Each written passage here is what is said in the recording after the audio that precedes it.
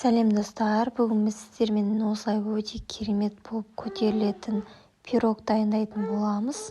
Ол үшін ең алдымен каналға жазылып, қолдау білдіріп кетіңіздер.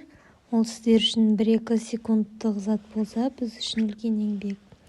Сонымен біз пирогымызды бастайтын боламыз. Ол үшін осылай 4 жұмыртқамызды жарып аламыз. Тағы бір ескерте кететін жағдай. Біздің ыдысымыз, яғни сухой болу қажет, бір тамшы да су болмау қажет. Сонда ғана біздің пирогымыз көтерілетін болады. Міндетті түрде ыдыстың су еместігін тексеріп барып жасаңыздар. Жұмыртқамызға кішкене тұз себеміз және де қант қосатын боламыз. Барлығын жақсылап, жұмыртқа көпіріп, қант ерігенше араластыратын боламыз. Достар, міндетті түрде жасап көріңіздер, өте керемет болып шығады. Егер де жасап жатсаңыздар, комментарийға немесе сіздер қалай жасайсыздар, сол жайлы жазып кетсеңіздер болады. Мінекей, енді біз бұған 1 кесе айранымызды және сұйық майымызды құйып, тағы да араластыратын боламыз.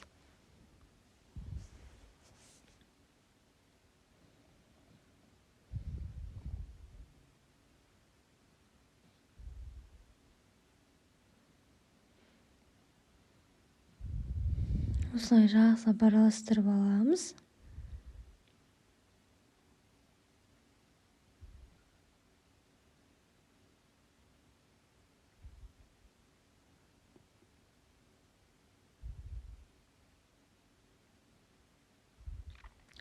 Миксерсіз өте керемет болып шығады, сондықтан да міндетті түрде жасауға кеңес беремін.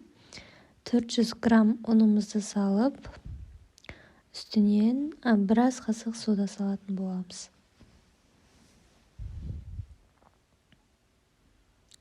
Және де барлығын бір текті масса шыққанша араластыратын боламыз. Тағы бір ескерте кететін жағдай, ұнды араластырған кезде арасында комочки дейді ғой, сол болмау керек. Яғни барлығы бір келге етіп, ұн түгелмен араласқаны жөн. Солай бір текті масса шығарамыз араластыру арқылы.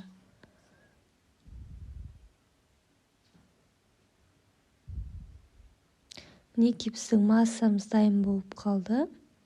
Енді осыны формамызға салып пісіруге дайындайтын боламыз. Өте керемет болып шықты. Не қою емес, немесе не сұйық емес болып шықты.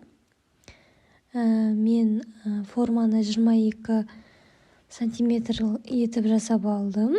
Енді асты жағын осылай фольгамен қаптайтын боламын.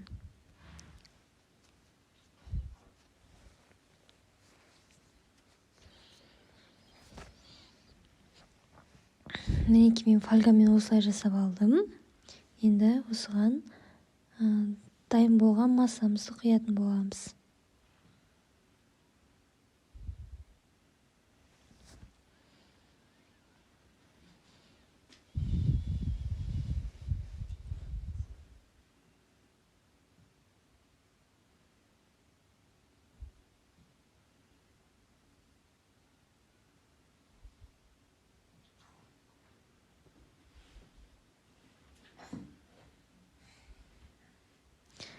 Массамызды құйып болған соң, қызып тұрған пеште пісіріп алатын боламыз.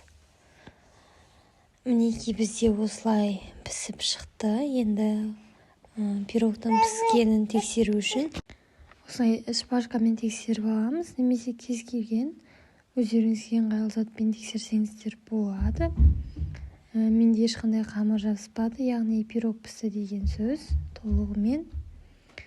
Қалауларыңызға қарай сәндеп аласыздар осылай. Мен сахарный пудра себуді жөн санадым. Немесе үстіне крем дайындап, фрукты қойып қойсаңыздар да қонаққа қойғанға өте әдемі көрінеді. Мінекей, ішін қараңыздар, өте керемет болып көтерілді.